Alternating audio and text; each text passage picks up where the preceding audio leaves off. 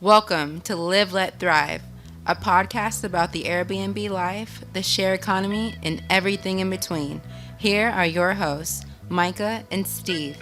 Hello, hello, hello.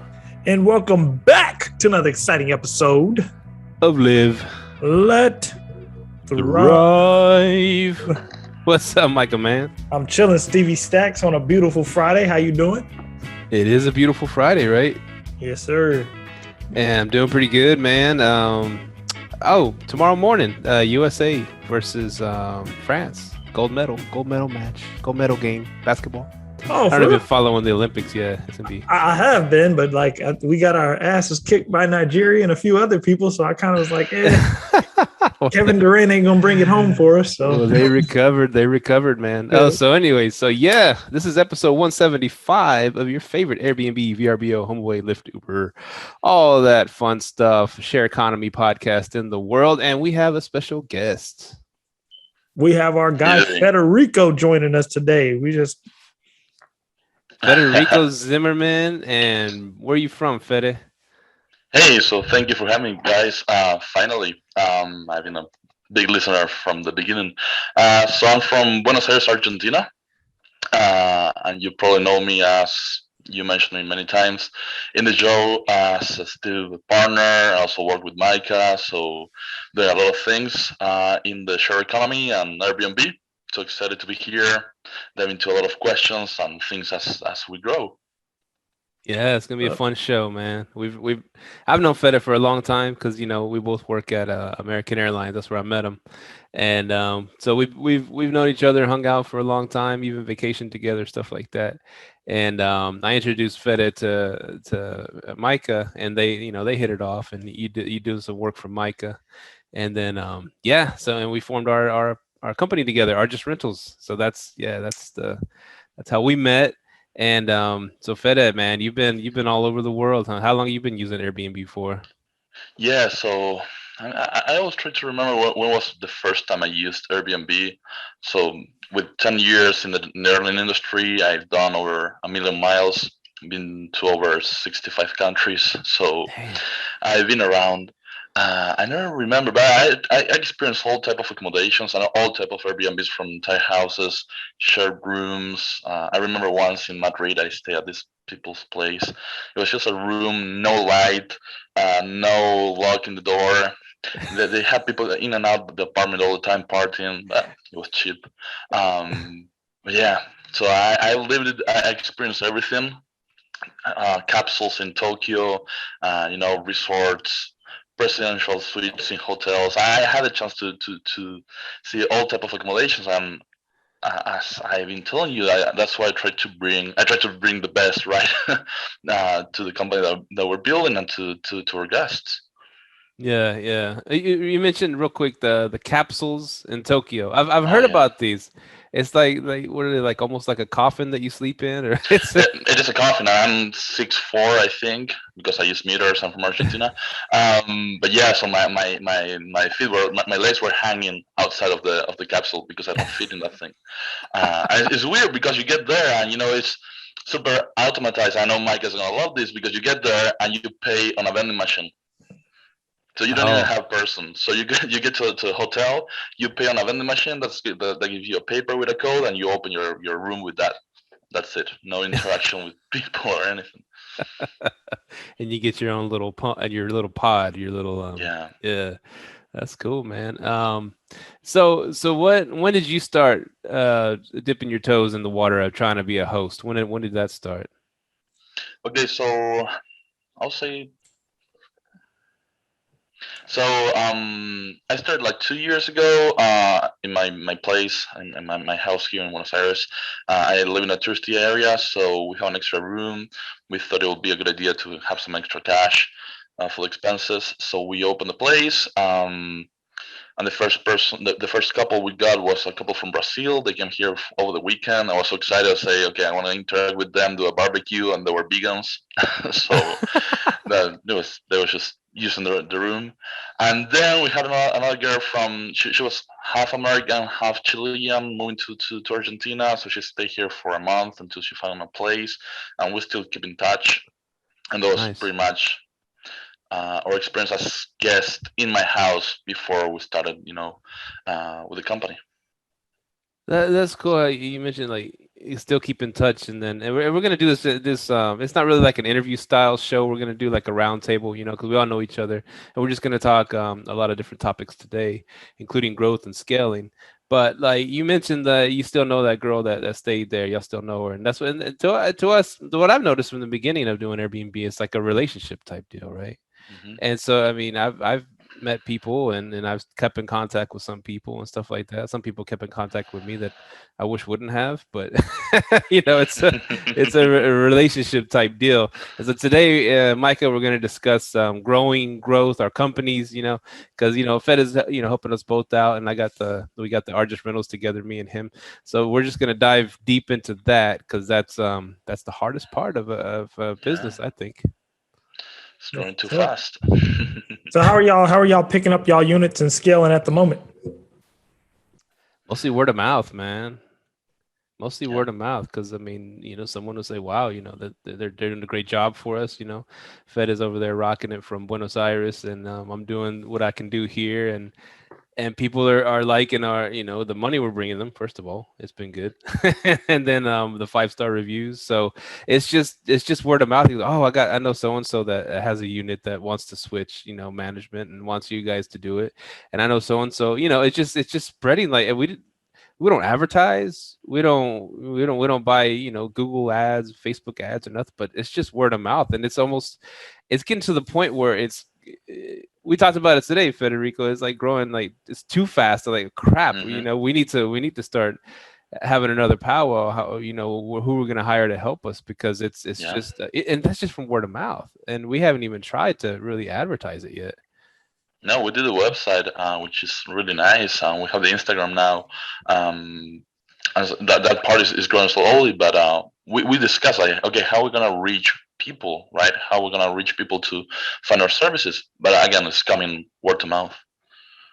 That's what's up, man. Yeah, word of mouth is huge, especially if you're doing that arbitrage model, or not arbitrage, but co-host model. One person makes money and they see it in their account. Hell, they're gonna go tell their friends to own property. Yeah. So yeah, it ain't that ain't bad at all, man. And it's funny because even one of our cleaners, she's like, "Okay, guys, whenever you have a place available, I want to hop in and do my arbitrage." So she's like on the list. So we have a lot of people that are waiting to get a property, and so we're looking for places. Oh, so that's the thing. So see, and that's a good thing with the co-host model. Are y'all like looking for getting people places, or are y'all just finding people who already have the places? So that's a challenging part because we're doing both. So we're doing many of the clients that we get there that we're currently managing. They already have their places, and they're looking for more places. And they know people who want to get started in the Airbnb and the rentals, and are looking for places that they don't know where to start. Right. So that's when we're trying to hook them into getting. If we this is what I've been telling Steve. With so many people interested, we're growing our buying power because we can go to a place and get many doors at the same time.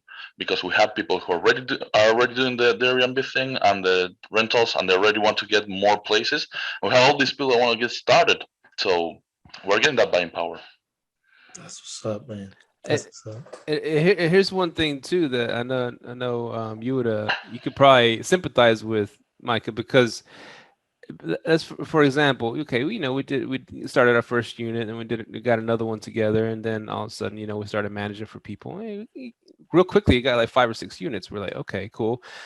We're managing them. We're doing our thing, and then all of a sudden, we got a couple more and a couple more, and it's like we're learning how to do it, and we've learned a lot from our own show, because all these guests and stuff like that. I mean, every time a guest comes on that does co-hosting or arbitrage, I ask them a million questions about it, about growth and scaling. But like what I noticed was, okay, we kind of got our systems in place while we're small, we're like, okay, we're doing this, doing that, but then it's starting to grow real fast, and we're like, oh crap, we got to go back to those same units and really really create systems and really take a picture. And Federico would send me out to go take a million pictures of the place, every cupboard, every door open, and then do a video walkthrough from the car to the front gate and the front gate to the back gate into the pool. And he wants, and it makes sense. And it's easier to do when it's a brand new unit, because now we're going back to the old units and doing that. But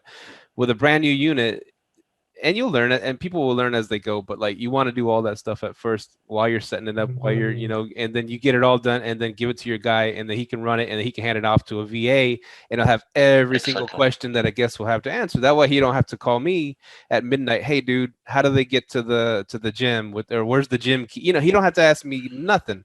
And we weren't set up for that yet, but we started growing so fast. We're like, oh crap, we're getting them. All the questions went from 10 questions to 100 questions a day, so we have to go back and it's just part of growth though. Yeah. We didn't try to grow fast, but it just started spiraling and growing really fast. And so now we're like, we're not even trying to advertise, and really, because we don't, why would we advertise if we're like, getting a lot of work right now. And now we have to go back, and then now we know what to do for the new one. Yeah, it's easy, but the old ones we have to go, oh shit, we didn't do this, we didn't do this, we did this. We got to go back and set up all the systems, take all the pictures, get all the information. You brought up a point that me and my mastermind group just talked about. Basically, how you just said you got to do the walkthrough to the pool to the complex. That is why we are getting away from apartment complexes. There is too much freaking red tape, too much crap, people getting lost, people getting towed. People don't read, right?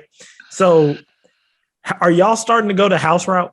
Because I know markets are getting saturated. It's a lot of, I don't know if you guys saw my big rant that got a bunch of views that I was talking about the arbitrage model getting kind of dirty, people doing it in a dirty way, so I'm kind of moving away from the apartments. Are y'all seeing traction moving away from the apartments, or have y'all tried to move to houses yet?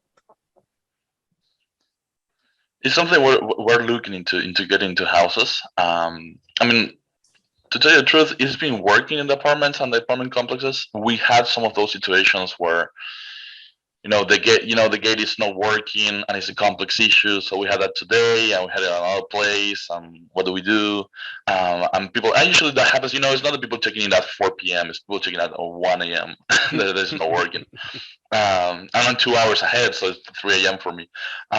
So that's something that happens. But yeah, we've been talking about getting houses for sure. That's something we are looking into. We're just trying to figure out. Okay, we know how to set up an apartment, a 1 bed, 1 bath. Okay, how do we set up a house? If we're looking for that buying power, like, are we gonna distribute and do it with a group of people? Are we gonna do it by ourselves, or just for one client that has that amount to invest into getting into a house? So that's something that. And what do we do? The other thing that we discuss all the time is, okay, what do we do if, for example, regulations change and we need to move all the furniture to another place? And what do we do with that house? Do we go? Is it profitable if we do a house for traveling nurses, right? And I would say we just started one. This is the thing I love about houses. 1, less logistics.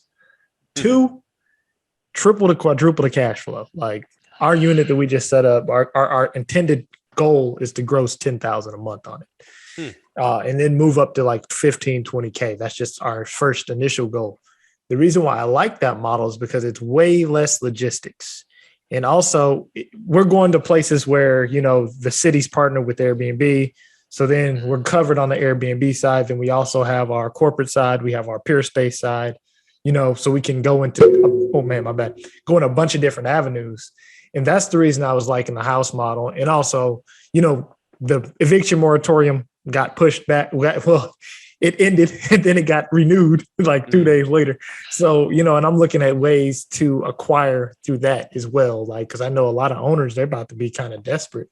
So I'm like, man, I want to get in on that too. So I think going to places where it's already legal and in writing that it's legal and you just need permitting or whatever is, I think, the way to go. But it's just, man, that red tape in apartment complexes and condos, it's just starting to get a pain. But I don't know. I was seeing if you guys seeing the same thing. My mastermind was talking about the same thing. It's just starting to be a pain out there, man. Yeah, it it's profitable for us, so Okay. so we're gonna try to keep going, and we enjoy doing it. I think that's if you have your systems in place, you can do it. But as you say, you have way more logistics, because what I was explaining, Steve, and this is for anyone who has someone working remotely, because for me it's the same if you have someone in the Philippines or somewhere else that never been to the apartment.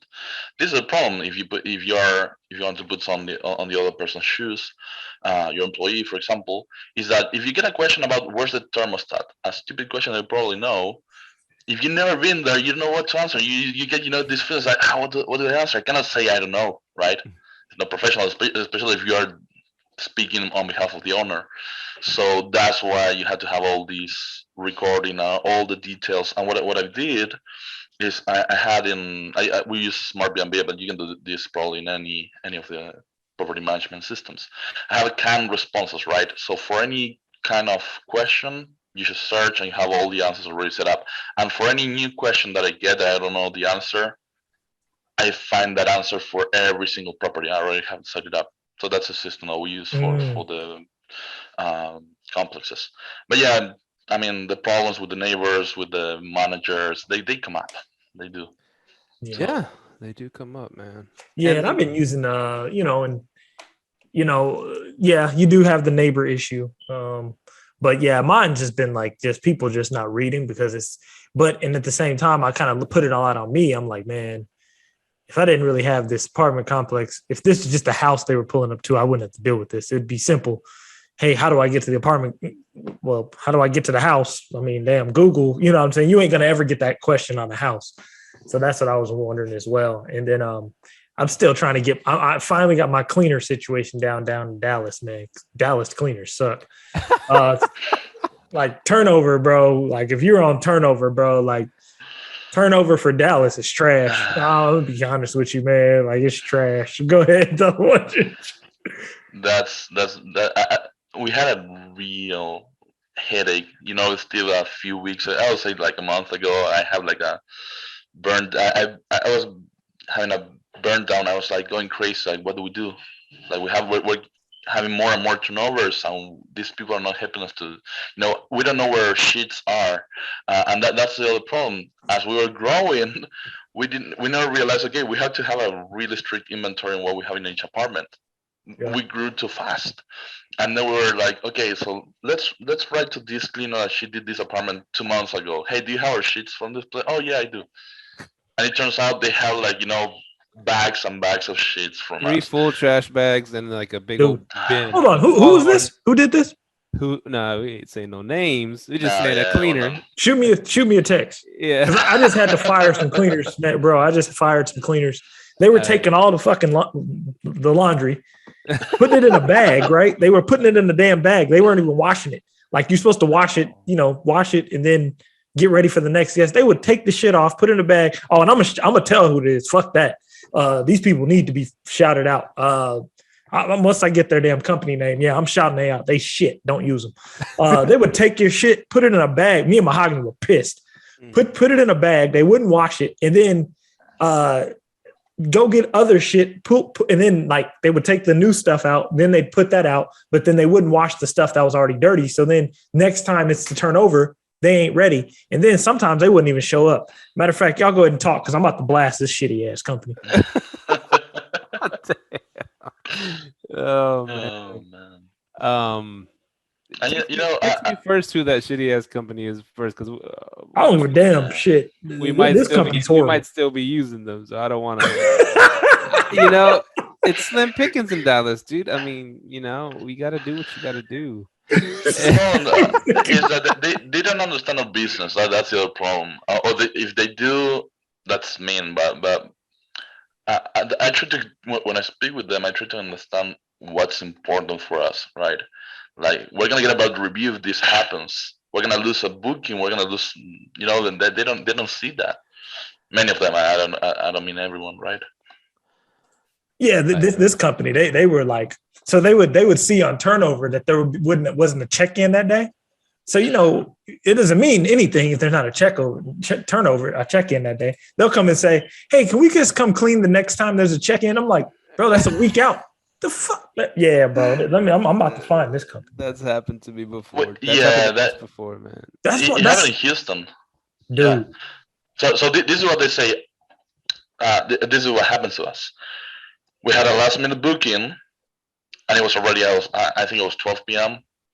And I was texting the cleaner. I was like, "Hey, where are you? Are you coming? Is it gonna be ready before 4 p.m.?" And she was like, "Well, I saw in Airbnb there was no checking in. So when that happens, I go the next morning." Yeah, we looked at the cameras. I don't think anyone went and cleaned, right? We looked at the No, cameras. well, that's when we had to find a new person to rush and get it done. Yeah, so she said because y'all didn't have a turnover, y'all didn't have a booking the next day. I went ahead and I'll just do it the next day. I was like, this cleaner's name was Chiquita. Don't ever use them. Based out of fucking Plano. Okay, we didn't. No, we don't use them. Trust me, we would have been like, "Fuck this." Like, sorry, Friday show. Cheers. Hey, Steve's writing them down over there. Yeah, I'm writing that down, man. Man, dude, no, I finally got my old cleaners back, and man, it's been easy ever since then. But yeah, they were taking my shit, putting it in trash bags, bro, and putting it in the closet. Not even wash. I was like, didn't even bro. wash it. They just sit there don't even dirty. use this company, bro. If you see them on Turnover B&B, run. No, honestly though, this is Turnover's problem though, bro. Like, but what we have been doing to let the cleaners know they do a shitty job, we turned on that checkout B&B thing that they have. So whenever the current guest checks out, we have an automated message go to them, say, "Hey, when you check out, use this code, and then you can leave a cleaning review." And they can leave a cleaning review right then and there, and then it goes to the cleaner like, "Hey, these guests left you a 4-star review and you're clean." You know what I mean? And that's been helping a lot. So then they know. So then, because Turnover's problem is they don't have a system to where the cleaner is rated every single time. Right. That's the problem. So when you see that super cleaner shit, that don't mean a damn thing. That don't mean a damn thing. That means they probably got 4 clients that gave them a 5-star review and they ain't done shit since. Go ahead. They do that. Yeah, they do the badass cleaning, the very first cleaning for you. Like, God dang, this person's badass. And then after that, then they start slipping. These cleaners in Dallas, bro, like, man. So the one. Oh, go ahead. The ones that we have, they don't bring a vacuum with them because it's too heavy. So if we don't have a vacuum in our places, they don't vacuum. And I'm like, are you serious? Like when we found out, I was like, that's why people are complaining that they find dog hair in the floor. That's crazy, dude. We had the same issue because right now I got to get a vacuum delivered over to one of my units. Because of that issue, and I didn't know they didn't have a vacuum cleaner because I think we forgot it because we were setting up 5 units at one time at this place. So my new cleaner, she came in and goes, "Hey, this unit," she took inventory. Another thing is have them take inventory, and we use Google Sheets and just have them in Google Sheets. We take them inventory, and then so every single cleaner can see. So what she did was she just told us, she was like, "Hey, there's no vacuum cleaner in this unit. Did you know that?" And I was like, "No." And then now I can get one shipped out, or she can pick one up for me and take it. And then I'll reimburse her. But yeah, dude, it's been bad. And I noticed you said hair. Are you guys accepting pets? Yeah, depending on the unit. For some, it's a really good deal because we get a lot of requests. Mm-hmm. For others, like this new unit we got in Dallas, in near the hospitals. So first stays we had emotional support pets, and we the complex, they have a restriction. It's maximum 2 pets, 2 dogs, up to, I think it's like 20 or 30 pounds. Mm-hmm. And both of them came with these huge dogs, Labradors, and German Shepherds, and man, full of hair everywhere. I know, and they're walking the dogs in the complex, and these huge dogs, and you're not supposed to have dogs. And it's like, how do I explain this is only, emotional support? For a 5-day stay, or there was a 12-day stay. But, crazy, man. Yeah. I'm right back. Salud. All right, so cheers. Yeah. Cheers. It's gonna be one of them shows, y'all. So okay. So and I know it's like a location issue because my cleaner's in Houston. On top of it, Dallas, man, it's just like, bro, it's just what the hell? Even our people in Fort Worth are amazing. That and this is what I tell Steve all the time. Is like, how do you find the perfect cleaner? What do they need to have, right? Because okay, they had to do a good cleaning in a short period of time, of course, and then you have to have them keep inventory, being accountable for the sheets and things that they take, and being reliable that they're gonna make it to a cleaning. So I think those are the three things that we're looking for. Deep clean. I mean, good cleaning, reliable, taking accountability of the things that they take. Now, for example, we have these amazing cleaners in Fort Worth. They're the best, but it's difficult to schedule them because it has so much work that sometimes they say, you know what, we're gonna do it until this time, but that's after taking time. Mm-hmm. And we struggle a lot, and we try to help them to get some other people to work with them, and train them, and it didn't work. So I hate it because I'll use them for so many units, and so right now we do it for 2 units, and not even all the turnovers. And that's when you start to mix cleaners. That's a mess because you know who's taking the shits. See, this is what I've been doing, and this is what I'm telling people. How much now? Here's a question for you. How much are you paying them? Okay, we're ranging between 55 and 65. Okay, it's a 1 bed, 1 bath, right? So on 55 and 65, yeah. To get the good cleaner, you got to know how to speak some Espanol. If you go in that route, you know what I mean. Being honest. So my cleaners who I charge 85, they do a damn good job. But the problem is certain things they don't communicate to me. Like, hey, this they've gotten better at it since I've been communicating with them. But certain things. Now I have a higher end cleaner who I pay 120, but they do a really good job. They communicate everything, and they're willing to do everything that's on the list because I'm paying them a higher rate. And what you can do is if you start paying people a higher rate, they'll do a better job. I noticed that. Yeah, if you're able to, you know what I mean? If you're like what I did with all my other units, I raised my cleaning fees to like 150, and I'm paying the cleaners like between 100 and 120, and I'm starting to get better results. For 1 bedroom, 1 baths? No, I don't even have any. Do I have 1 bedroom? Yeah, I do. Oh, well, my 1 bedroom, 1 baths are all in Houston with the good cleaner. Oh, okay. So those I don't have to worry about. But the ones here in Arkansas, the ones in Arkansas is straight streamlined, good all the time. But I without even them asking or anything, I just went ahead and bumped their per day. Right. So then to keep those cleans coming in, same with Dallas. I'm paying somebody 120. But that's something we did. I mean, with the 2 cleaners we have in Fort Worth, for one of them, the ones that they do an amazing job every time. But we had the problem with scheduling them. We did raise at some point because we were in turnover Airbnb. The turnover was taking like 5% or whatever. I say, okay, let's raise it to this level. We're fine with that because you're doing a great job. To the other one, first of all, she was used to. She's from El Salvador, so she speaks Spanish. I speak Spanish, so communication is great. I mean, we became best friends. We're talking on the phone all the time, and she's doing great favors for us because, that's another issue we have, and we can dive into later. Is like solving things last minute. So she's willing to do a lot of things for a tip. $15, and she's gonna run and get us supplies if we had to last minute, get us sheets, get us. I even told her, listen, if it happens as I don't know 10 p.m., 12 p.m., 12 a.m., midnight, and we have someone stuck and can't open the door or something like that, can you run to apartment and help them? And she was like, yeah, sure, I can charge you, I'm just a couple of bucks. But having that backup is great because I know she's on call. And just the fact that we're willing to help her and pay her to do those extra things makes her go the long way, and she's super happy to help.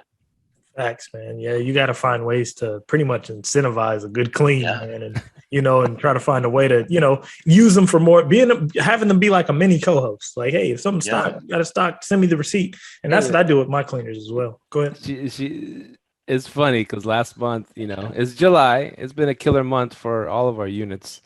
and she ended up making over 3 stacks, man.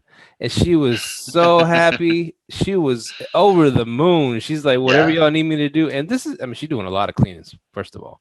How many? Now, hold on, man. We got to go back. You said over 3 stacks. Hold up, 3 man. stacks, man. Time out. Let's rewind here. Listen, we're going to cleaning. We're not doing Airbnb anymore. No, How big is y'all operation? Well, right now, we just picked up our 19th unit. So y'all are at 19 and y'all doing $3,000 a month in cleaning? We were having a lot of one night stays. Oh, we had a lot of there was raise your cleaning fee. Your cleaning fee's too low. Yeah, I was trying to get this is the thing. We picked up some units that were already partially booked for management, and the problem is that they were just letting people flat price book. One night stay on a weekend. So they were getting Saturdays booked at a flat rate, and then these orphan nights from Sunday to Friday, basically. Those were the orphan nights. Of course, once I picked up, I started, applying everything I learned, everything we discussed, and we purchased Sean's pricing training, which is great, and we learned so much. Man, they end up most of them with 100% occupancy. Mm-hmm. So it did great, but we were getting a lot. And listen, we're doing higher rates for one night stays, but people were booking. Yeah, what I noticed is if you raise that cleaning fee up really high, and then that is another great way to incentivize a long-term stay, especially on Airbnb. Have a really high cleaning fee, because what it doesn't. So like if your cleaning fee is like $120, right, and then it costs, let's just say it costs $95 to stay there. Is it really worth to stay one night? You ain't staying there. You might choose a Motel 6 over this shit. You ain't about to you know what I'm saying? So like I noticed my one night stays have declined. I don't even have one night stays. And you can book a one night stay Monday through Thursday, but I don't even have them anymore. I just upped the cleaning fee. And then I was like, oh, but now I get long-term stays. Like I got people booking my houses for like $4,000 a month in Arkansas off Airbnb. I'm like, damn, but they've been doing it. See, that's like a different philosophy because when Federico came up with this idea, and it really helped us to get up close to 100% occupancy, was to lower the cleaning fee, even though we're still going to pay our cleaner, the same amount, $65 or whatever. Mm-hmm. He'd lower it to like $50 or whatever, and then just to get and then raise the price of the night. He'd mess around with that stuff, lowering the cleaning fee, but you're over here raising the cleaning fee to get a different kind of effect. There's so many ways you can skin the cat. It's insane. See, also, when you guys are saying 100% occupancy, are you getting 100% occupancy with max revenue, or are you leaving money on the table? No. That's where you got to look at it. We're not leaving money on the table. That's for sure. I mean, that's good, because what we're getting, the feedback we got back is not only the occupancy, but actually the revenue was on the highest that our clients got so far. For all of our clients, man, they're the most. Yeah, no.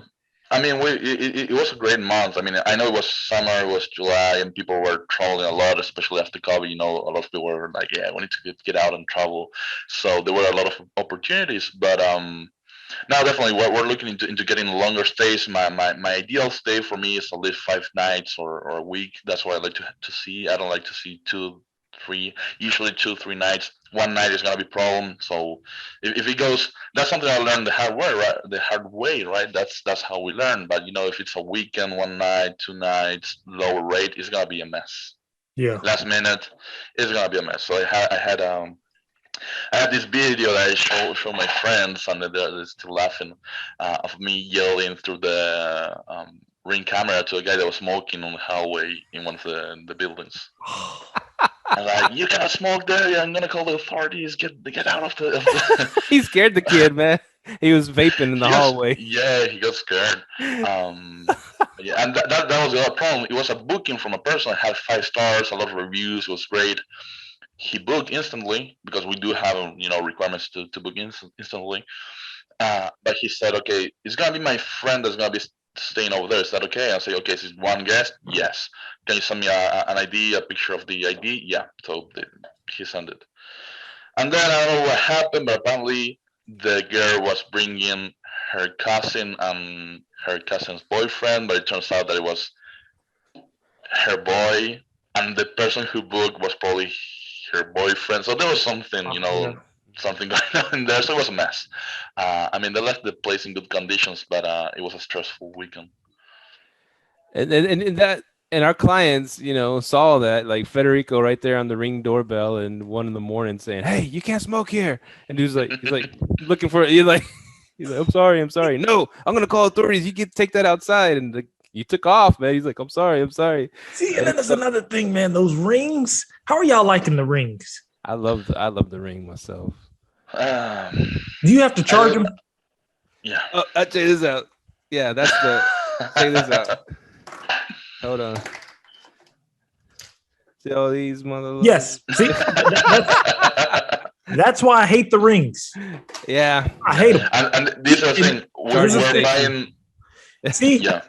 With the house, get a Vivint system. You ain't ever got to touch it. They got the doorbell always works. See, the house. You can hook up the Ring to a house doorbell too. I mean, and you don't have to ever change the doorbell out. No, but I'm saying there's never a charging. You don't ever have to charge it. It's all in one app. That's why I like the Vivint system because why don't your cleaner doesn't charge them? That's Yeah, I have my cleaner. We have different cleaners and they don't stay for long. You don't have it. You don't have it on a checklist. We do, but here's the thing: with the different cleaners that we have, the logistics are a mess. Yeah, we tried. I mean, we tried, but we just wanted, we just wanted to go there, focus on having the place as clean as possible for now, because we run into so many problems otherwise when we start adding more duties. Of course, we should get into that, and that's one of the things we're gonna stock. But for now, we're just go there, clean, make sure we have beds, sheets and towels for everyone, because that's the other problem. Sometimes they think they don't leave because they think it's gonna be a couple, and maybe they're gonna use the food on. They don't leave towels or sheets for everyone. So we need to be communicating how many guests, which they should look into that. And I think in turn Airbnb it's in there, right? So again, I don't want to keep adding for now more duties because it gets more messy. So you got Steve being the charger guy. I'm the charger man, and but it's once a month, right? He does around. And now that I got all these batteries right here, and that's a hot tip for y'all out there. I don't know if you can find the older generation Ring doorbells. You can swap out the batteries. The newer ones, it's all one piece, so that sucks. You gotta take the whole thing off the wall and plug it in somewhere. Wait for 10 hours because it takes 10 hours to get a good charge, and then go back and put it on there. Whereas this, I can knock out Dallas, half an hour, just boom, boom, boom, boom, swap them all out, and then I'm done, and that'll last me a month. But yeah, so if you could get your hands on some of I hate giving out that secret because then they're gonna snap up all the older generation. But then you could just have I just have all these charged Ring batteries here, and I can do it all in one. I'll just leave this bad boy right here. Leave this in all the units, and the first task when they come in is to take that Ring off, put it on the charger, go clean. That's what I do. But yeah, if you don't have the logistics for it, but that goes with paying them more money. They'll do stuff like that. Yeah, that's all I was noticing. I noticed when I started, and someone told me that. He was like, just pay them a little bit more money. I guarantee you get a better cleaner because that's money they ain't making somewhere else. So then when I started doing it, I was like, oh. That's the best incentive you can give anyone. I mean, pay more money. Yeah, it's more money, And then what happens is if you pay them more money, you can hold them to a higher standard of accountability. Mm-hmm. So then they're like, oh, shit, well, they are paying me $100. You know what I mean? And then, that Ring thing, that was one that was giving me a pain. And I'm like, me and Mahogany were like, we should just make the cleaner do it. And then we started doing it, and they've been doing it ever since. Now, how do you, have you ever tried, speaking of incentives, giving them like a bonus if they get a 5-star review? Yep. You done that? And that's what I've been doing. That's why I turned on that checkout B&B thing on Turnover B&B. So if they get like a constant series of 5-star reviews, I'll just send them a $20 cash app or something. Yeah, I've been doing that. That always, man. Like my cleaners in Houston, they love me because I'm gonna pay them on time. I give them incentives. She restocks it. She charges me to restock, but she knows it's gonna be clockwork. Do good business. But yeah, man. So y'all up to 19. Congratulations on that. What's y'all goal number? What you asked me that question in the beginning of the year, right? Yeah. And I either said 40 or 50, right? Yeah. You said 50, and I've 50. been hating you for that because we're getting there. We're getting there. I actually text him today. I say, "You asshole! You say 50 is becoming reality." So all you gotta do is put it out there. Yeah, you put it out there, and that's the thing, and it's just the word of mouth thing, and we've got like 10 or 12 people that want more units and multiple units, so we have that in the pipeline. So that's where I'm trying to transition. I'm trying, because I like to find units and talk to owners and talk to complexes, talk to whoever to try to get more units, and the thing is, like I said, we're stuck in between. We're in that middle phase where we're still got to get our systems down. I love the growth part. I love going out there and finding units. That's the fun part for me. And then scoring, hey, Federico, I got 2 more in the pipeline, get them ready. Boom, boom, boom. I love that part the most, but we still got to figure out the best, most efficient way to do everything before we can just keep growing and growing, Yeah. Definitely. And I think then that there's one more thing to this, and let me ask you what you think about this, Steve. And we're having an open conversation here between business partners. But I think something that also is scary for both of us is taking the big step to go to hire bigger units, because we are doing one bet, one bad, and we kind of know the trick, know the game so far, and we can handle it very well. But how's it gonna be when we get a house? We have more bedrooms, more beds. Houses are easier, dude. Is it? Yeah, they're easier. And this is the other thing. It's the commitment part, the commitment on the investment. So here's the thing: it's new. See, this is where we all got to start. I don't know if y'all listened to that episode with Andrew LeBaron, but he pretty much broke down how to become a millionaire instantaneously. If everyone was catching the shit he was talking about, I was like, damn. So basically, man, your goal with houses is to get in at the cheapest cost, and you can do that. Remember, I always tell people, owning's cheaper, arbitraging's faster. So if you're going to own, even arbitraging a house, it's less work, because everything's there on site. You don't have the logistics. They have the washer, the dryer, everything there to wash, dry. Also, with the washer and dryer, like when people ain't washing shit, one thing you can do when you pay them a little bit more, you tell them, hey, I need everything washed on site. We have backups already in the closet. So all you're doing is washing. While that stuff's washing, you can be cleaning everything else while the ring charges. But if it's a house, you have a Vivid system, so nothing needs to be charged. But yeah, houses are a lot easier in that perspective, because everything, you have your security system there. Nothing needs to be charged. All they're doing is going in, doing laundry, letting you know what needs to be restocked. And what I also do is on the restock side, if you have a really good cleaner, have an Amazon Business Prime account, and then you can make them a member under it, and then they can send an order and you have to approve it. Or if you get really, really good with it and you trust them and they're your cleaner, they can send the order themselves, and then they just use the Amazon Business Prime. They're just a member under your account. So it's multiple. Man, I love houses, dude. I was talking to Rachel. I don't know if Rachel was on the podcast, Rachel Gainsborough, and she said, you mess up in this business when you go against your brand. And I realized my brand is houses. That's where I'm the best and most efficient. That's when all this shit started coming up, because I went against my brand. It's funny. A long time ago, you were dipping your toe in the arbitrage market in Dallas, and you were doing, had some cool places, but you hated it, and you said you went and got the houses, right? You started kicking butt. You loved the houses, and I thought you were done. You said, I'm done with the arbitrage, this and that. But then you went back to it again. You know what I'm saying? Yeah, man. Opportunities, man. FOMO. Fear of missing out, dude. Like that opportunity came. I'm like, oh shit, man. But what I'm going to do now is I might get more apartment complexes, but it's going to be really strict to what has to be, it's going to be really, really tight knit. But man, right now I'm focusing on houses. Like right now I have 4 more houses coming up. 2 of them we're buying, and then 2 more. One we're launching on Wednesday. The other one's going to be another JV deal on a house. And it's going to be easy to set it up. Once it's set up, everything's in there. You get your security system, your internet, you're good to go. But yeah, houses, that's my brand. That's what I'm good at. That's what I know how to set up, automate really quick. I have a team for it.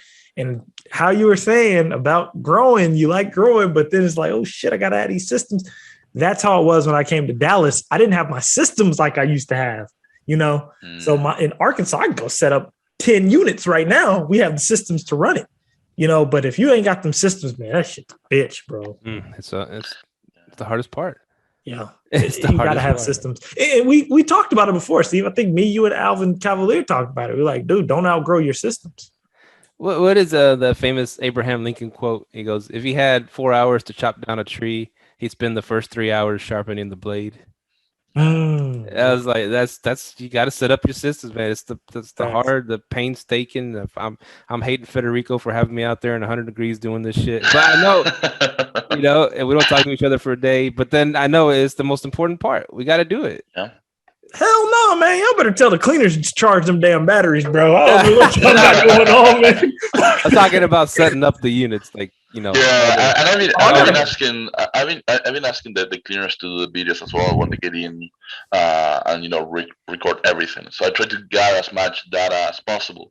So what I'm doing is I'm putting all of these pictures, videos of the units in a Google Drive. So anyone that is answering questions, they can go there, and it's kind of creating my own virtual tour, so anyone can see. And so I told him, open every door, everything that can be open, and take a picture of that. So it still was like that. In the last unit we got, it was like, open, go under the bed. If you have to go under the bed, I want to see what's under the bed. I mean, you gotta know, because that's the tough questions. Those are the tough questions that you don't know what to answer. Steve just made a really good point on one side that I've been that every single person I talked to said they have a trouble doing. Setting up the unit without being there. That's been the one that everyone's saying, like, oh shit, man, I don't know how to. That's one where I did pretty good on the units in Dallas. I used B-Attack Design. Hope I'm saying that right. They did it pretty good, but they did have issues hiring people to do certain things. People wouldn't show the fuck up. I think it's just a Dallas thing. I don't know. But yeah, that is one. I did find a cleaner who was straight told me, like, hey, if you're ever setting up units, I'll come set it up for you, be your cleaner. And then I already know what's in there. So if you can find a cleaner, hire them on, and then they set up units for you, it's really good, because now they have an inventory of what's in there as well. That's another thing you can do. That's cool how we, I don't know. I'm kind of torn on that. Like having someone one person do different hats, wear different hats, do different things, because let's say you have a badass cleaner. Mm-hmm. I'm cool with her just being my badass cleaner. I don't want to make her manage the place. I don't want her make her. I don't know. And some people do it and they're successful, but I'm like, if she's good at that one thing, and why do I want to, have her, fix a sink or fix a toilet? You know what I'm saying? People do that. They try to use the cleaner for all kinds of stuff. But here's my argument. It's not my argument, but here's my point. And this brings up how small a world this short-term rental space is. It's starting to grow, but it's still a small world. And because, like, for example, you and Mike Brown, what's up, Mike Brown? Y'all set up y'all house together, right? Mm-hmm. And he had told me before he was going to do a house and this and that. I was like, that's cool. And he got Sarah to design it, right? Which Sarah he met from the show from Live Let Thrive, and he. It's funny because my one of my best friends over here, shout out to David Law. I'm mentioning his name because he's going to get a lot of business coming his way. I just paid him some money. Exactly. David Law, yeah. David Law, that's my buddy, man. I've known him forever, and I'm the one that got him in touch with Sarah. Mm-hmm. And I said she needs, and he's in between jobs right now, one of those things. And he got with Sarah, and Sarah had him do a couple setups already, and then all of a sudden he'd say, "Man, I didn't know y'all had places all the way in Plano or something like that." I was like, "Plano? We don't got none in Plano." He's like, "Yeah, that's not your house that I just set up for Sarah." He's like, "No, you and Mike Brown." I was like, "Mike Brown? It's like, Mike Brown? Yeah, he's a cool dude, man. I met him. He's a real cool guy." And I went and set up a 3-bedroom house for him over there. It's like, no shit, man. And he did, and he said, and his specialty, he loves to paint. And he made, he don't. There's no lines showing or nothing, but he painted some walls, set up the furniture, did all that. I was like, And he said, yeah, I can knock that out in, a couple of days. I can do some stuff like that. And he goes, it's decent money. I was like, well, if that's what if you think you're, good at that or that, whatever, we're going to have endless, endless work for you. Cause there's really, I know there's a lot like this is Sarah, for example, she used to do all the work herself, but now she's going to go into remote, and there's a lot of remote designers out there, but they still need someone to put it all together for them. Right. Mm-hmm. I think what you're referring to is, it's not them wearing more than one hat. It's them doing it for more than one person. That's the thing. Like, you don't really want to just give your cleaner out because now she has 5 other units outside of yours to clean. I think is that more or less what you're referring to? Because I agree with that. Well, because you just mentioned that, the cleaner mentioned setting up your unit for you, and then she'll know where everything's at. Okay, it sounds good on paper, but when you're sitting there at 1 a.m. trying to finish an IKEA dresser, you know what I'm saying, and all these screws everywhere laid out on the ground, and she's a cleaner, she's like, what the hell am I doing this for? That's those moments are real. Paid. Yeah, you're getting paid, but I'm just saying she's a cleaner. She might not be that much. I don't know. Well, that's something that happened to me when you mentioned, you brought up, Julie George model where she says there you go. She gets cleaners to co-host and manage. Now, for me, I didn't see that as something you can replicate maybe in the States. I don't know. I don't know what's the background of the cleaners in Australia. I don't know who are the cleaners in Australia. I don't know if the cleaners in America are focused or if they have the background or whatever they need to do to do that job of co-hosting. Maybe that's something that they don't want to do, and that's what I did in Arkansas. As soon as she told me that's what I did in Arkansas. I was like, hold on, make the cleaner a mini co-host. They handle all the shit. Mm-hmm. It's perfect. It works. It works. Hell yeah, it works. It's perfect. People, man, you have to realize this. At this point in America, we just got out of the pandemic. So what do people want? Pay, but they want their time as well. So this is the great thing about the share economy. You can get your time and you also get paid at a rate that you want. So the having the cleaner be your setup team is almost hand in hand perfect because she knows where everything's at. She knows where your supply is. She knows what everything is. Now, if you're asking her to fix a sink, yeah, that's way out of the job scope. Yeah, you know what I mean? Just an example. And what I was going to say was, go, sorry. Oh no, what I was going to finish was one thing that I've been working on is bridging that gap. After we talked to Airbnb, me and Steve had a conversation afterwards, like, hey, is this really worth it? So one thing I did with all my houses, I went and set up that $125 call fee for what's it called? Home Shield. For Home Shield on all my properties. But I'm only paying, so I pay a high call fee, but I pay a very low monthly rate. But what it is now I can just have pretty much what you want to do with houses is everything that the conveniences of apartment, you need to see if you can put that on a house. So the convenience of an apartment is, hey, I can just call the maintenance team and they go out there. Well, have a home warranty team that can go out there real quick. So it's people wear different hats, but just make sure the hat that you give them is in line with what they're doing. Like I wouldn't mind a cleaner being on the setup team because if they could set it up, you know what I mean? And then they're over who they hire. Now, that's the beauty of how Julie George kind of was setting it up because she, and to say just it was a cleaner, it was okay. So the cleaners, yeah, they got to work her units, whatever, got familiar, intimate with her units, and she helped make them co-host. She taught them how to greet guests and bring them in and show them everything, and okay, it worked out great. And a lot of them got their own units after that, and then they managed them, and she still got her 10% cut off everything that they got. It's beautiful. That's how she was able to scale so fast.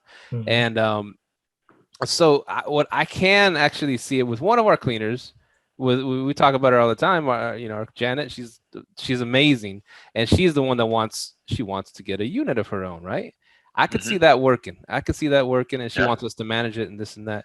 But so she'll, like you said, set it up. She'll know where everything is, and she'll be the cleaner. Mm-hmm.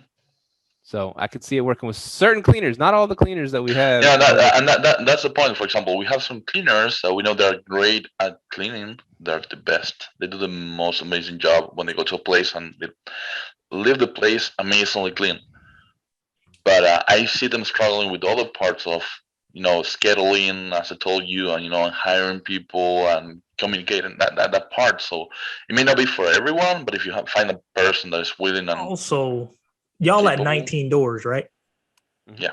Between Dallas and Fort Worth. Mm-hmm. I don't think y'all need cleaners. Y'all need a cleaning company.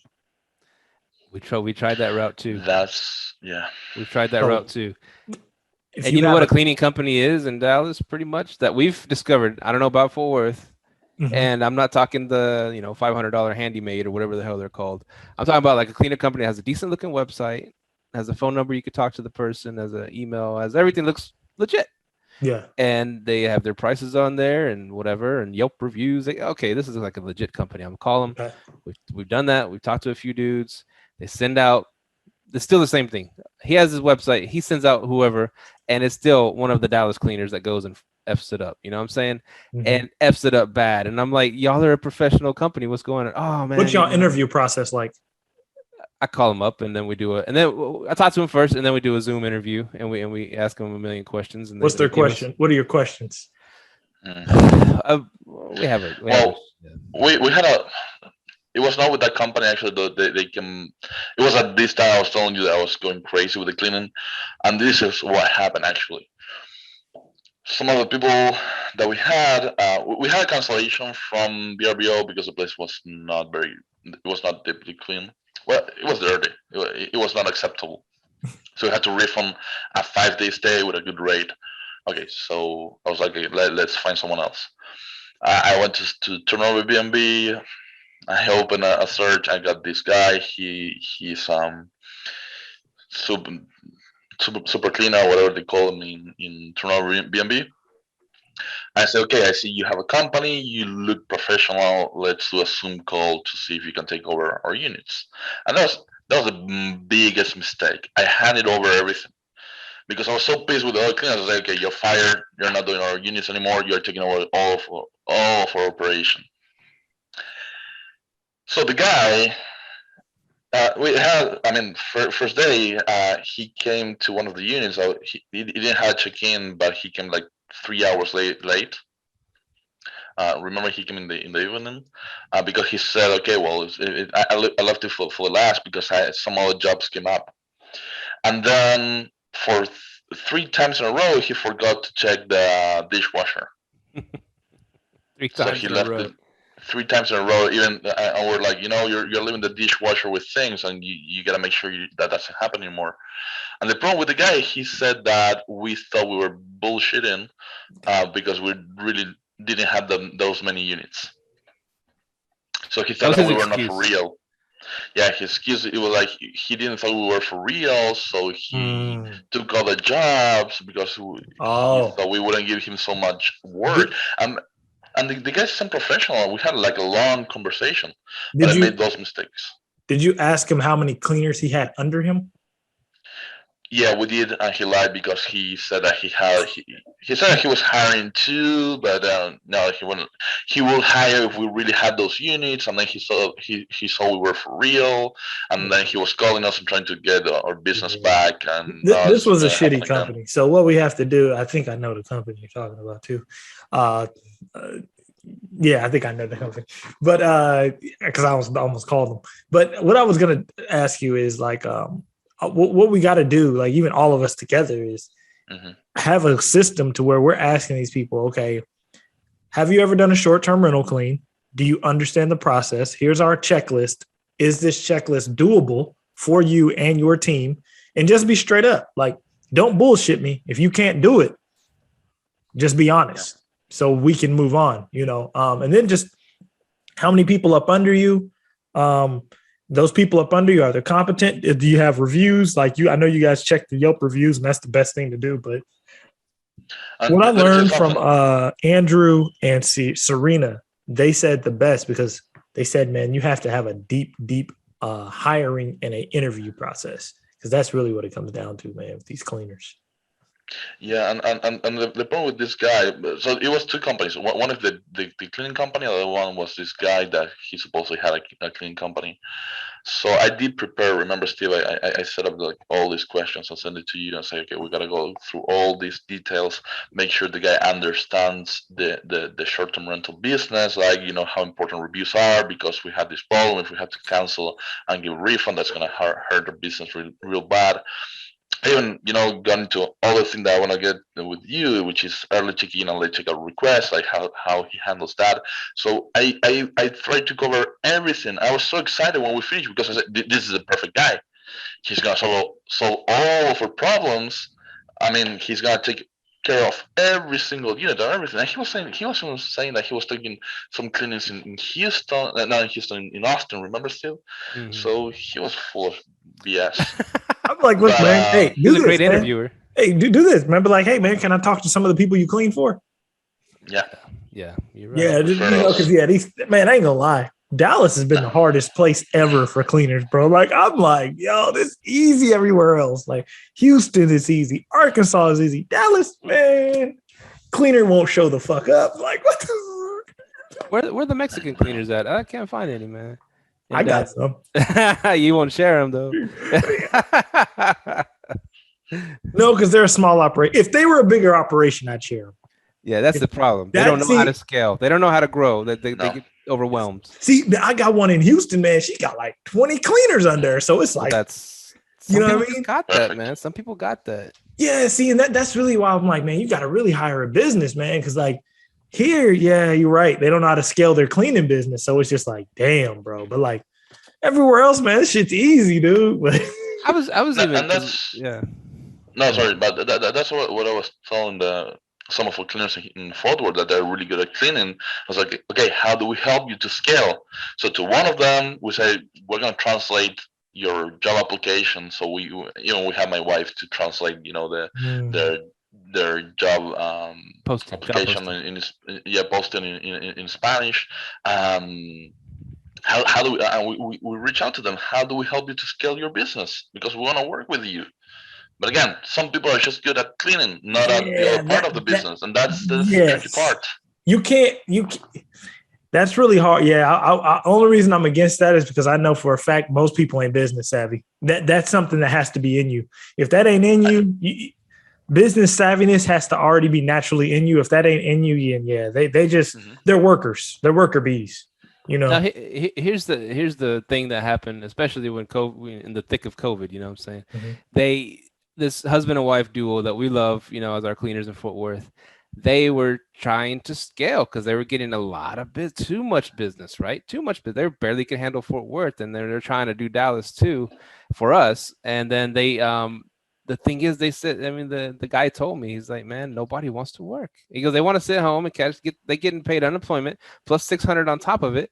They don't want to come to work and scrub toilets, man. He goes, we can't hire anybody. No one wants to come and work. I mean, maybe under the table, maybe you still get your government money and do some under the table stuff. See, that's really, and people say that, but that ain't really what that is. Like, it ain't the government. They see, and that's I be knowing how people's mind thinks. Because I was talking about this people I work with. I'm like, because we have a position where they're trying to hire for, and they're saying, hey, it's because everyone wants the government money. I said, clearly you weren't paying attention during COVID. No, they want to work from home. That's what people want. They don't give a shit about leaving their house, go drive here, get paid. They want to work from home, and they can do it. It's a big part of it. Yeah, that's a huge part of it. Like, look at if you get on LinkedIn, it's just articles on top of articles. Hey, you want to work from home, remote work position, and those, like, if you go on LinkedIn and look at the applicants they probably get 50 applicants after an hour of a job posting. Post a job where you have to go somewhere in an hour, 2 applicants. Ain't nobody trying to go to no damn McDonald's and slang no fries, man. Hell no. If I can work at Wayfair and take calls from home. And Federico had made a good point about that. What did you say about that? Everybody wants to be a remote worker now. Yeah, I mean, everyone wants to do that, right? I'm enjoying being a remote worker for my job. But here's the thing. What's the difference on hiring someone in the States and hiring someone in India, on the Philippines, if you're doing remote? Because there's an added value of having people going to the building, to the office. And if you're starting to take it home, okay, you got to outprove yourself that you're more you're worth more than someone from abroad, which is something that already happened in the history of economy and the States. And the thing with, I would say, about people, that's true, because that is something you think about. But at the same time, a lot of these people, some people don't want to put things overseas because of that language barrier that they get. And then, you get that whole people getting pissed off, like, hell, tech companies, the tech companies back in the day, man, Raj answers the phone and people got pissed the fuck off. So they had to bring everything back over here. I mean, we spoke with some Filipinos that you can't even, you don't hear hardly bit of accent. Now the cheap ones, you can tell, there's a thick accent, but the ones that you paying decent, all right, money too. They talk like you and me. You're like, are you Filipino? You can hire somebody in the Philippines $5 an hour, speak perfectly good English. You can't even tell. You think you're talking to a damn American. Yeah. But here's the thing, because we're talking about customer service jobs, right? Before being outsourced abroad, overseas. But now we're talking about all the different jobs that were usually done in a building, in an office, that they're not required to speak with clients all the time, that now you're trying to take home. And again, that's the point. Okay, but if you're going to do it home, if I'm not going to have someone here. So I don't know, that's a tough. I see sometimes people, digging their own grave. I don't know if people are realizing of that. It's just a thought. I'm not sure if that's something that's going to happen. I'm not saying that all jobs are going to be outsourced overseas, but I do. At the same time, companies, it's a good deal that you're gonna save in running a building and whatever you need, all the expenses, and that's good for us because we're gonna have people working from home. They're gonna travel around and gonna stay for longer with us. See, and another thing, like when we talk about these cleaners, it's kind of like the trucking industry, right? What a dude who owns a bunch of trucks, what's his biggest fear? That this dude who drives for him is not going to have a light bulb go off and be like, I'd make more money if I had my own truck. You know what I mean? So a lot of these, and what the share economy has created is a bunch of entrepreneurial minds. Some of them aren't really business savvy to scale a business, but it makes them independent minded to want to work for themselves. So the dude who's sitting here saying, hey, I want to scale this business and get workers, and they're saying, hey, I can't find no workers. The people might want to work for themselves, because my job's having the same issue finding somebody. And this job is pretty remote that the person's going to be doing it. I can't find nobody, man. And I'm just like, dude, I think COVID changed the world, and I think people see it in that light now. So yeah, you really, I think cleaning is really about networking and finding somebody you trust, who like wants to see you grow, and it has to be more of an intimate relationship. No, I consider you business savvy, Myka. And what I want to know is, because you always talk about, man, I just outsource it. That was your big thing. You want to outsource everything. What do you? Could you a short-term rental company? What are you going to outsource? What are you gonna focus all your energies on to make your business grow? Like if you pie chart, like percentages or whatever. I don't know. What would you do? Well, right now I'm focusing on the profit first side right now, because that's like been my biggest excitement, learning that and putting in the pieces there. First off, find what you like to do in the business. I like to do the profit first, and I like to do the system side. So automations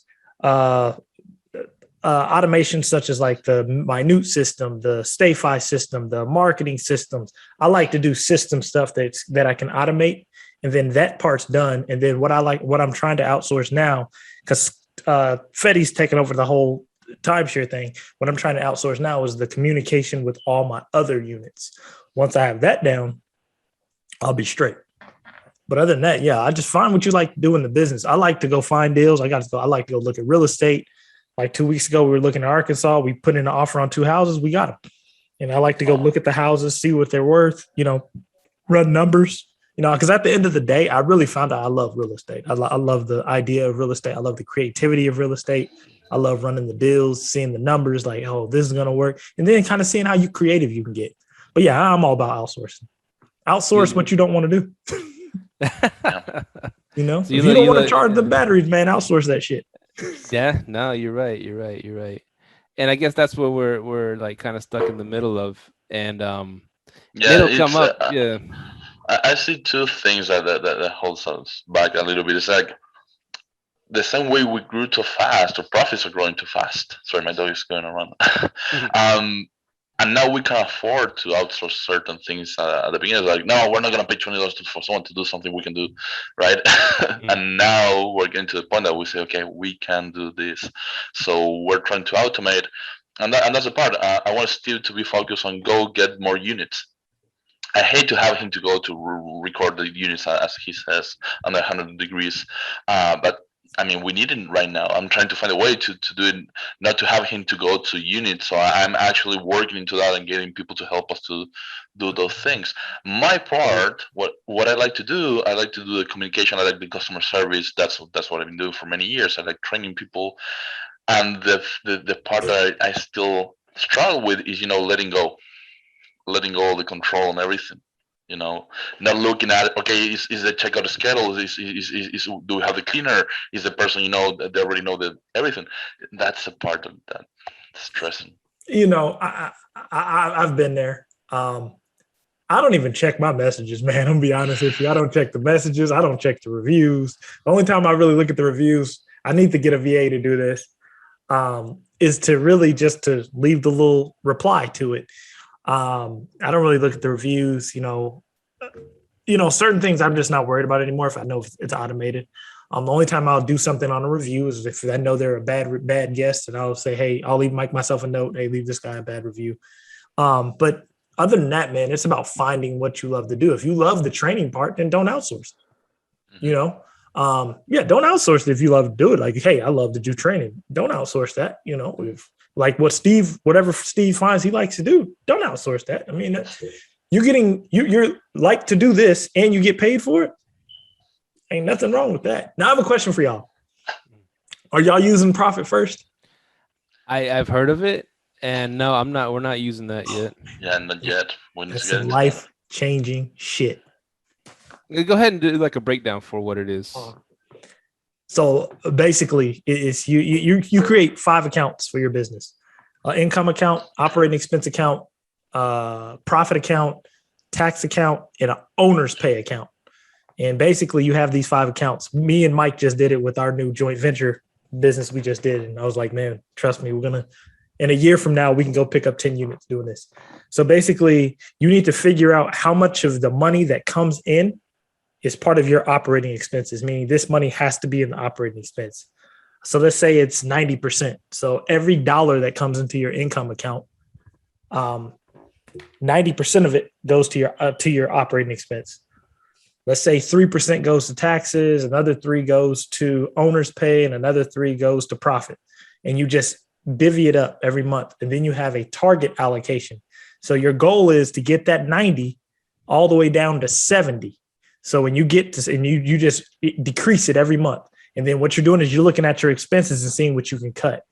And once you get that down to 70, you can start paying yourself more profit, paying yourself more owner's pay. So what we do is every 2 weeks in our business, we do our distribution. We do a distribution from PayPal. So what we do is we have everything coming into PayPal, and then we shoot everything from PayPal to our income account. So then we have a business relationship with PayPal and a business relationship with a bank. And so once everything's in, you distribute it every 2 weeks. So you get paid every 2 weeks, just like a job, because you get your 5% of your owner's pay goes straight to you. And then your profit account sits. And your profit account sits till the end of every quarter. And at the end of the quarter, you take half of everything that's in the profit account and you distribute it between your owners. So it would be you and Federico. But if you're in debt, if your business is in debt, 99% of that goes to the debt. And you split 1%. So what it does, it gets you out of debt, and then it gets you prepared to where you get a $15,000 check split between the both of you, $7,500. You go splurge out. You run it like he pretty much teaches you how to run a small business, just like a Fortune 500 huge multi-million-dollar business from day one. Wow. And that's one of the parts we always talk about is like, okay, we need to get our numbers, straight. Sorry about my dog. He also be on the podcast. But the thing is that we're also saying, okay, where's our money going? Are we making sure we're not losing money? Like, see, that's where I was at for a while, And the reason I'm going to assume y'all do this, y'all have all y'all money coming to one big account and it's just sitting in one big pot and you're just looking at, oh shit, here goes 60 grand. Yeah, you're looking at 60 grand, but you probably ain't paying yourself from that 60 grand. You don't know what's going where. That's why that profit first is so important. So if you got 60 grand and 80% of it goes to operating expenses, you shoot it over there. You're paying yourself 5%, you shoot it over to your owner's pay account. Man, dude, it changes your mind on how you can really make money, especially on the arbitrage side, on the arbitraging houses that you own side, because now that house is making you 3 paychecks a month.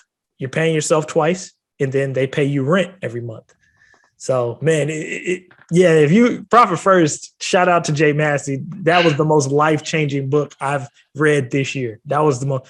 If you've noticed, I've started ramping up on units since I've been using it because I understand how to divvy up my money. That's great, and that brings me to a question I was gonna ask you because and speaking of batteries and freaking sheets missing, all that night crazy takes forever time stuff.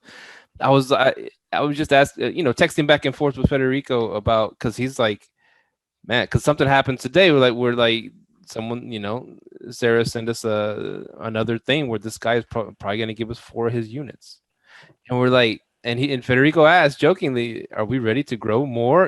But I think he really meant it too. And I was like, well, shit, I don't know. That's like we have to. I mean, we always figure it out, but my question was, well, we got to really think of hiring someone, because we're growing fast, and the way that we're doing things now is not sustainable if we keep growing the way we are. And so I even mentioned it. I brought it up. I was like, well, how about hiring so-and-so, paying them, I don't know, $500 a week to go out and check everything and check the, do the quality control and the cleanings, swap out sheets, swap out batter, do these things like that. I know $500 a week ain't a lot here for our business. It sounds like a lot because we only pay ourselves out a certain amount. And I was like, well, I was thinking in my head, this person will be getting a bigger payout than us. But when you put it, like you said, like 90% is operating expense, that would just plug into the operating expense. It would make it easier pill to swallow. Exactly. And the other thing that you need to think of is, okay, how much money we're gonna save for not having to be solving things last minute. Because at the end of the day, we get this issue when we get a guest checking in. We need to buy in Amazon, some towels and things and send it last minute and get it there. And we're, over purchasing sheets and towels because we don't know what they are. So actually, it's an investment. See, and you just said how much money you're going to save. See, what you're now going to do if you're having that type of issue where stuff's missing, and if you could hire somebody, honestly, you could use something like Favor if you really wanted to. I had some stuff missing and I used Favor and they dropped it off in 20 minutes at one of my units. But what you now is not only saving money, you're saving time. That's the greatest. What's it called? Favor? Yeah, so Favor? like there was FAVOR. Yeah, they'll just drop off anything you need. Like if there's missing trash bags, they'll put in a Favor. Yeah, that's something we need. Yeah. Yeah. I mean, and I think the objective is always, try to use it the less possible. But again, things happen. Right. And you need to solve last minute. I even told Steve at some point, I said, listen, if it costs less than $30, I'm just going to solve it like this. I'm just going to authorize. And this is something I was reading from the 4-hour work week, right? And this is something to say is like if it costs, if it's something that needs to be solved and you want to outsource it, you can authorize a certain amount that you don't need to ask for an authorization. If it's at the beginning $30, then $50, then $100, and that's something that's brilliant, right? Because you're saving time and a headache. Yeah, man. 4-hour work week, that's a tough one. You see that orange book back there? Love that 4-hour work week. But yeah, man, it's so many ways that you have to, find your bread and butter. That's one thing. Find your bread and butter in this business and go. And mine, I found mine was houses, man, and I'm about to stick to it, man. That's why this one with Mike, man, it's been exciting. Like, oh shit, we got a pretty big one, so I'm thinking about going to get another one. It's a beautiful house, man. It's a beautiful house. Yeah, Sarah did a great job. David did a great job. Yeah. So it's nice. Yeah, the systems, it'll come. You just have to focus on it, know what you need to outsource. Like right now, there's some things I need to outsource. Like my marketing, I definitely have to outsource, like the going through Furnish Finder every day, you know, getting those people. Because the Furnish Finder side is pretty easy. You just go in there, find them, shoot them to the website. That's basically what we've been doing. We've been getting a lot of direct hits off that too. So yeah, it's just a lot of few things I know I need to outsource. Yeah, and we do like management. I think we both enjoy that part of the communication with the clients, seeing that the clients are happy. I love the part about the relationship with guests. I love getting the 5-star reviews. I love that part as well. So we're enjoying what we're doing. It's just we have a certain part of the systems already set up. I think it's the operating the day to day that gets really tricky. Yeah. You just probably need a cleaner or somebody you can trust and just run it. Yeah. Man. Yeah, because the definitely the communication. If you love doing that, stick to it. But it might hold you back in the future if you want to. Like you said, if you want to get to those 50 units, yeah, you're gonna have to train somebody to do that. You can't be sitting there answering calls. But yeah, man, it's just it's fun. It's a journey. It's a journey. Yeah. It's a learning journey. It is, nice, man. Yeah, it's been a good podcast. Been a great podcast. Yeah, man. Yeah. But yeah, man, it's good to see y'all growing. Y'all up to 19 doors, man. That's what's up. Are they arbitrage? How many arbitrages and how many are managed? Ours, we have 6 of our own arbitrages, and the rest is managed. So you got 13 under management. Dang. Yeah, and 2 are yours that we are managing. What did you say? So there are 2 units that belong to Steve before we started, but we're managing now. But I have a question for y'all, because this is me and my 2 partners were talking about this. Is the management model worth it? I believe so. Yeah. I believe so. Again, if you find the systems, it's totally doable. If you get longer stays, and that's the other part. If you get longer stays, all of these issues, all these problems, they're not that frequent, and it's easier to schedule everything. If you get all of 1-day stays, that's when it becomes like a headache, total madness. Mm-hmm. How much are you charging for your management?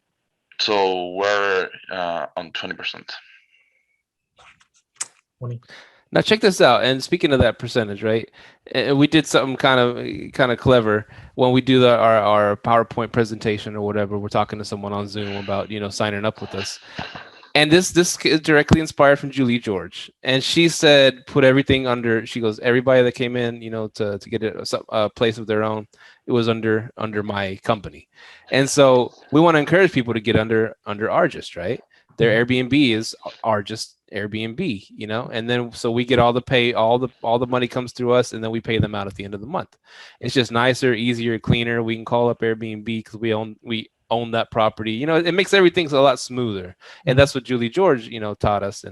And so we have 2 different prices. We'll say, okay, if you do it this way, where you put it under Argist, you're a superhost day 1. You're automatically a superhost. Your unit's going to be ranked higher than everybody else's, and you're everything's. You don't have to do anything. We solve every issue right away. We pay out the cleaners. We pay out everything. At the end of the month, you just get your money. Or if you're in love with your Airbnb that you made from your own 2 hands and took the pictures yourself with your iPhone, you want to keep it, that's fine.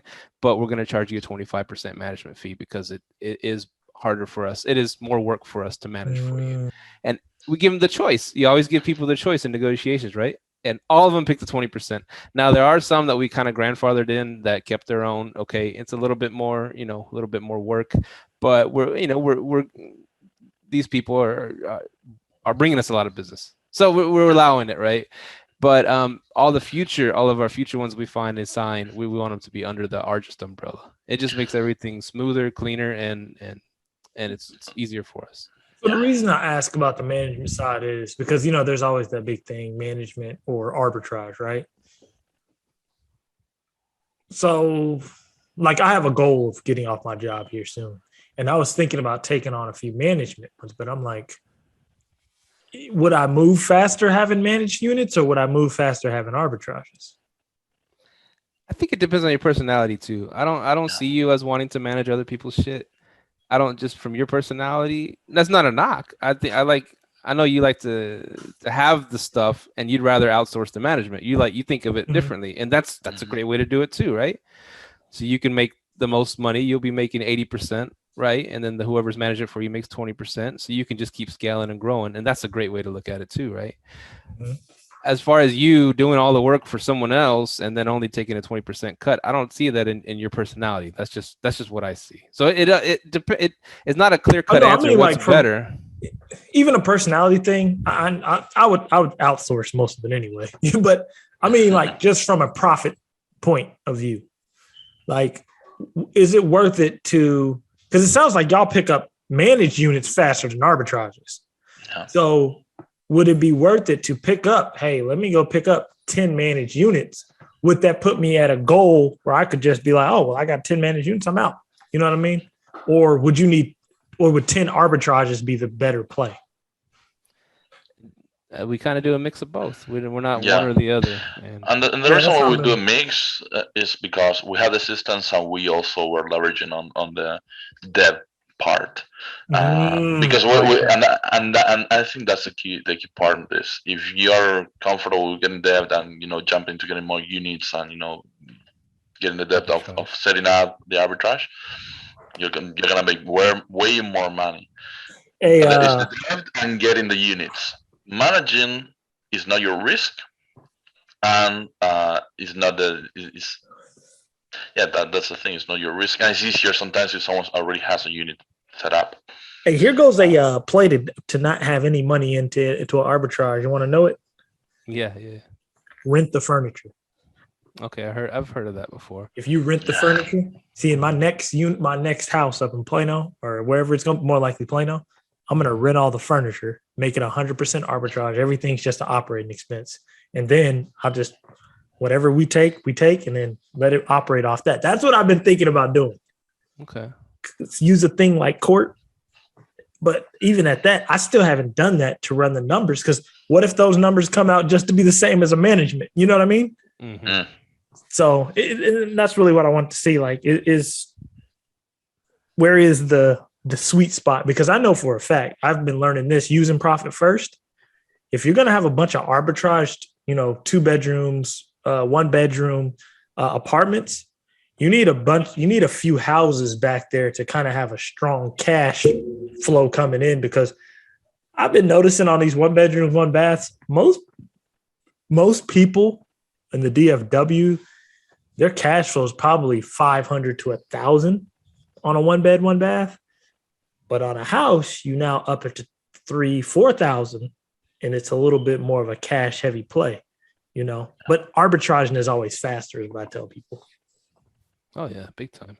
Yeah, and that's the thing. Like Federico mentioned the debt, and I told him from the beginning, I want to stay out of debt as much as we can. Yes, you can use it we can utilize it sometimes, and we did with our first unit, but I'd like to try to keep our company as out of debt as possible, because I just think we're gonna grow well that way. And there's arguments for both sides, so this is how we kind of saw it. We started managing people, and our cash flow, our bank account started swelling, getting big, and now if we see a good arbitrage deal come up, we can grab it and use our stockpile of cash. We're not going to have any debt. We don't have to pay any interest or nothing. We just buy what we got to buy. I mean, we still run it through a credit card to get all the points and all that shit, and then we pay off the credit card every month. But that way, I see every month we can get another arbitrage, and then that's going to feed us more money. We're going to make more profit off of an arbitrage. That's going to make our stack grow too. Pay it off, whatever, make our stack grow. Plus getting the money from the other people. Then maybe in another month we can get 2 arbitrages because we have a bigger pile of cash, and we're not using any debt. And that's just how I think that's how we're structuring our business. I fully agree with you on that, because I got into business debt, which is business debt, so I aren't really too fearful about it. But yeah, that's I also started noticing, getting creative out here, especially with this eviction moratorium coming up any day now. If you can start getting houses with no money out of your pocket, that's about to be the major play right now. Real estate creativity is about to start hitting a high when this eviction moratorium's up. So that's why I love the buying side. Like right now, these 2 houses I'm probably going to spend no money out of my pocket after we finish refinancing. So I'm like, you can't beat that. You know what I mean? So I love the staying out of debt play. I'm all for it. And that's why I'm still on the fence. Like arbitrage in apartments, it really ain't really worth it to me unless you have like how you're doing it, get the stockpile of cash, then do it, or get it where it's 100% rental, where you're just renting the furniture every month and your startup cost is probably $1,500. Yeah, it's funny. We kind of did that model a little bit in this way because an opportunity came up. A buddy of mine that was managed by the same company I used to be with. Whatever he wanted, he was done. He's like, man, I just want to hop out. I want to hop out of my lease. You want to buy my unit? You know, it's right across the hall from mine, right? And so over in Dallas, and I was like, let's look at the numbers. And at first he was like, I sell it to you for $8,000, and we was like, wait a minute, let's see what's going on here. That furniture ain't worth $8,000, you know, kind of thing. And so, anyways, he was able to get out of his lease. We talked to the complex. He was able to get out of his lease. We had to sign like a brand new contract day one. He was going to leave everything in there, and it looked nice. It was a Sarah design, so it looked nice, and it was already ready to go, making profit day one, you know, and so we went back and forth, and we agreed on a price like $3,000. And Federico had the genius idea. Hey, tell him we'll pay him the $3,000 he wants, but give us 3 months to pay it. And I was like, that's freaking genius, man. So we don't even feel the brunt of it right away. And so hopefully we won't even, you know, we'll make more money than the actual grand. So his furniture is going to make us more money than we're going to pay for it. You know what I'm saying? Yeah. So I thought that's kind of like a hybrid of what you're talking about, renting it, but it was kind of a rent to own model. Yeah. See, and a lot of those, like these court furniture who have high-end furniture for rent, they'll let you rent it. And after a year, you could just buy it outright from them. They might not even charge you to keep it. Wow. That's what happened to a friend, Tiana. She was like, she just called him after the year, like, hey, mind if I keep it? Like, cool. You know, because they had all this new shit. They probably had a bunch of new shit come in. You know what I mean? They're like, hey, pick up that old ass furniture. You know what I mean? Yeah, it appreciates, right? Yeah. So now you own the furniture outright. Now your expenses go down.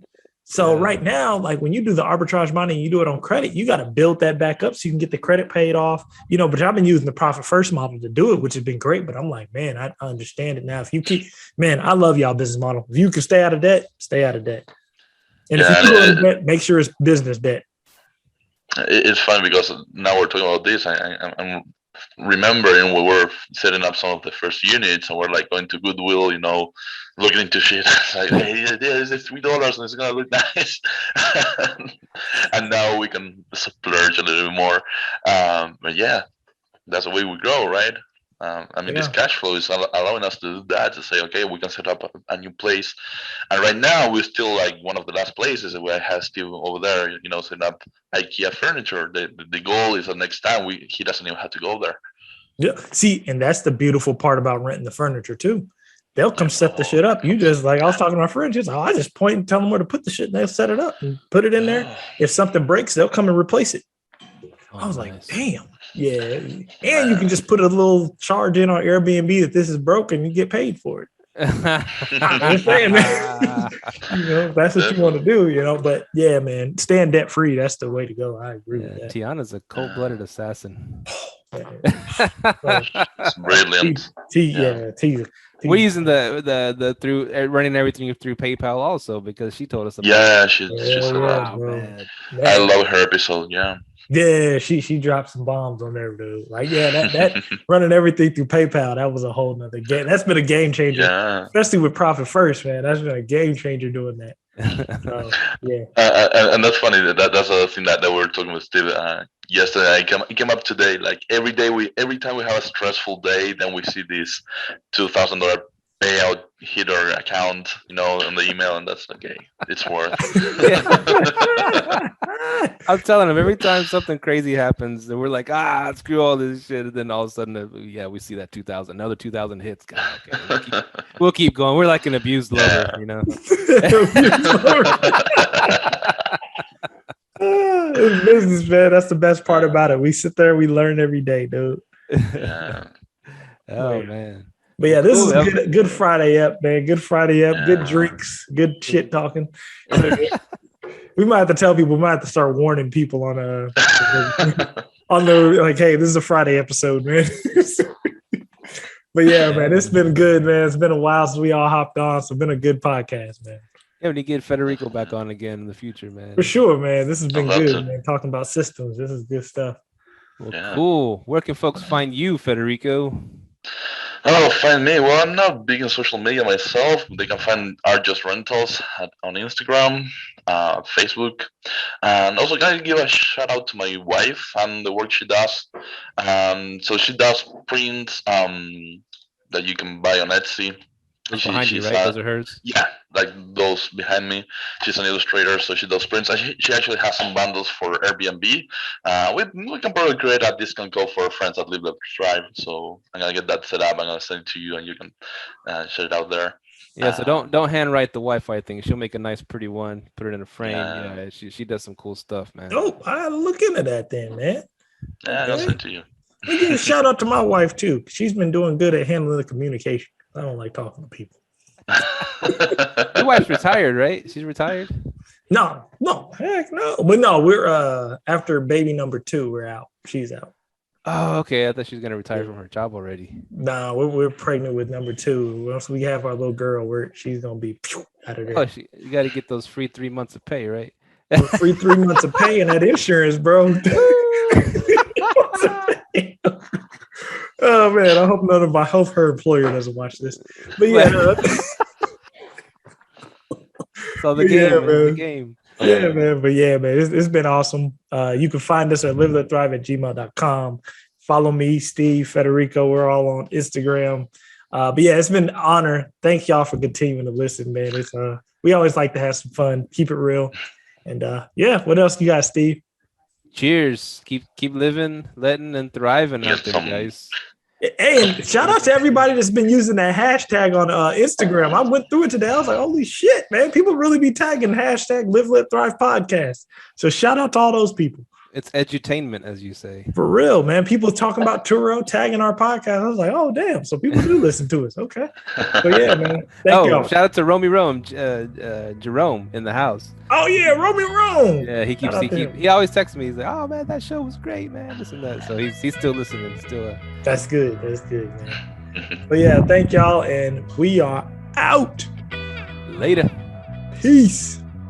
Thank you for tuning in to this week's episode of Live, Let, Thrive. Be sure to tune in next week for all the latest in the world of Airbnb and all that entails. Bye-bye.